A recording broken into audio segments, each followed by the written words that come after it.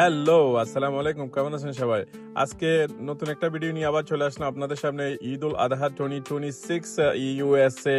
So আমরা USA তে কিভাবে ঈদ করলাম, কিভাবে কোরবানি দিলাম, কোথা থেকে গরু নিলাম, কিভাবে প্রসেস করে সবকিছু থাকবে আজকের এই ভিডিওতে। সকাল সকাল আমি চলে গেলাম নামাজ পড়ার জন্য।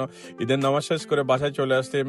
মজার মজার ইয়ামি খাওয়া খেলাম বাংলাদেশি চাউলের গুঁড়ার রুটি দিয়ে। তো চলেন খাওয়া দাওয়া শেষ করলাম, আপনাদেরকে নিয়ে যাবো সেই ফার্মে যেখান থেকে আমরা কোরবানি দিয়েছি। চলে যাচ্ছি ফার্মে আমাদের গরু আনতে। আমাদের সিরিয়াল পড়ছে কোরবানের পরের দিন। সো কোরবান তো বেসিক্যালি 3 ডে করা যায়, first day, second day, third day. So আমরা দ্বিতীয় দিন করতেছি। তো সাথে থাকেন, দেখাবো কোথা থেকে গরু আনতেছি, কোন ফার্মে যাচ্ছি, আমরা কি কি করতেছি, এভরিথিং বিউটিফুল ডে। কালকে কিন্তু বৃষ্টি ছিল। তো আমরা রওনা দিলাম ফার্মের উদ্দেশ্যে। ফার্মটা কিন্তু আমাদের বাসা থেকে প্রায় 2 ঘন্টা 40 মিনিট, অলমোস্ট 2 ঘন্টা লাগে। আমরা চলে আসলাম ফাইনালি ফার্মের কাছে। ফার্মের মধ্যে দেখেন beautiful farm, family own business, family own farm. এগুলো হচ্ছে যে আমিষ এরিয়া, যেখানে আইরিশ পিপলরা থাকে। এটা হচ্ছে একটা পাহাড়ি অঞ্চল, পাহাড়ি অঞ্চলের মধ্যে ওরা থাকে। ওদের ঘর বাড়ি সব খুব সুন্দর একটা জায়গা, বিউটিফুল প্লেস, পিপল আর সো নাইস। এখানে ওদের ক্যাফেটেরিয়া এরিয়া আছে, আপনারা বসে ওখানে খেতে পারবেন, রান্না করে খেতে পারবেন, বা রান্না নিয়ে আসলে ওখানে বসে খেতে পারবেন। And one thing I like it, they are so hard work. তারা কিন্তু খুব কর্মঠ, ছোট বাচ্চা থেকে শুরু করে একদম বুড়া পর্যন্ত সবাই কাজ করে। ঘরের ফ্যামিলি একদম ছোট। এটা হচ্ছে আমার মেয়ের বয়সে, দেখেন ছোট্ট মেয়েটা একদম কাজ করতেছে। সো খুব মজা করে ওরা কাজ করতেছে, সবাই হেল্পফুল। এখানে যারা গরু কিনে তারা মানে কোরবানি দেওয়ার জন্য ওরা পে করে এখানে।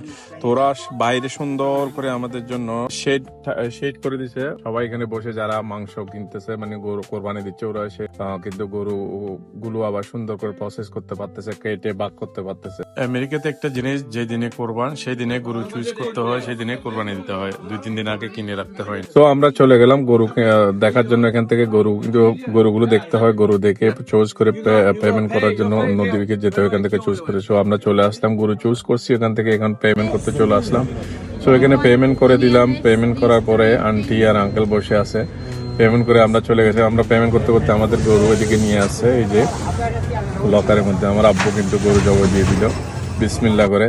সো দেখেন কি সুন্দর করে প্রসেস করতেছে। গরুগুলো কাটার সাথে সাথে একদম সিলে এই একদম উপরে তুলে ফেলতেছে সুন্দর করে। ওরা একদম 10-15 মিনিটের মধ্যে আপনার গরুটা কমপ্লিট কেটে সুন্দর করে আপনাকে পিস পিস করে দিয়ে দিচ্ছে।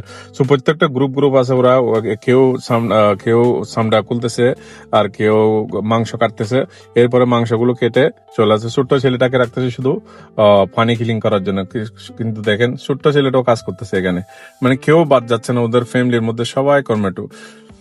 সো খুব পোলাইট, খুব নাইস পিপল। সো আমাদের মাংস আমাদেরকে দিয়ে দিল।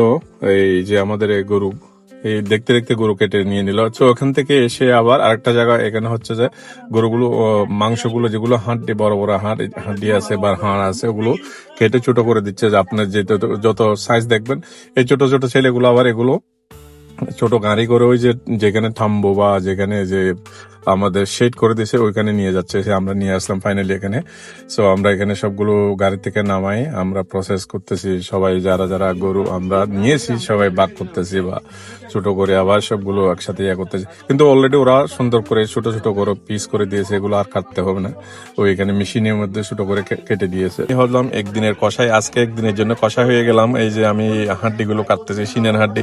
সো এখানে কিন্তু হাজার হাজার মানুষ বিভিন্ন জায়গা থেকে আসছে, সবাই ফ্যামিলি নিয়ে চলে আসছে। সো আমাদের সবকিছু শেষ হয়ে গেছে, অলরেডি প্যাকেট করে ফেলতেছে। এখান থেকে একেবারে প্যাকেট করে বাসায় নিয়ে যাব, বাসায় গিয়ে একদম ফ্রিজে তুলে ফেলবো, আর কোনো কিছু করতে হবে না।